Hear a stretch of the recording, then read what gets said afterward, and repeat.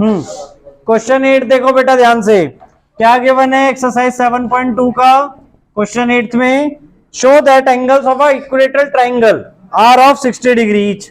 तो हमें equilateral triangle में क्या पता है कि सारी साइड्स इक्वल होती हैं, तो हमें पहले उस बेसिस पर हमें क्या गिवन है, A B equals to B C equals to C A, sides of an equilateral triangle. अब पहले हमें एंगल्स इक्वल दिखाने और उस बेसिस पर तीनों एंगल 60 डिग्री दिखाने पड़ेंगे। Clear?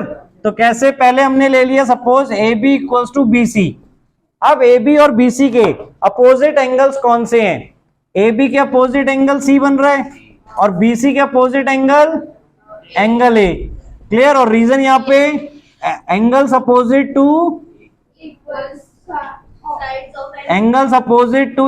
Sides of an isosceles triangle are equal. Clear? तो ये दोनों एंगल आपके इक्वल हो गए। सिमिलरली हम और कौन सी साइड्स इक्वल बोल सकते हैं और उससे कौन से एंगल ले सकते हैं? सिमिलरली देखो, हमने कोई और अलग साइड यूज कर ली, BC इक्वल्स टू CA कर दिया, तो BC के अपोजिट एंगल कौन सा है? BC के अपोजिट एंगल ए और CA के अपोजिट एंगल, तो एंगल ए एंगल B के इक्वल आ गया। अब इन दोनों से हमें क्या मिल जाएगा? From 1 and 2 we get angle A equals to angle B equals to angle C। तीनों एंगल इक्वल हो गए।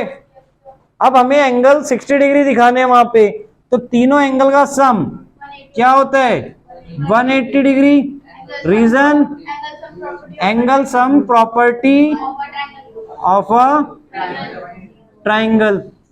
क्लियर? और तीनों एंगल इक्वल हैं, तो तीनों को हम एंगल ए लिख देंगे। तो 3 angle A equals to 180 degree, so therefore angle A equals to 180 upon 3 यानी कि 60 degree. Clear? So angle A equals to angle B equals to angle C, यानी all of the angles of equilateral triangle are of 60 degree each. सारे angles आपके equilateral triangle के 60 degree के होंगे।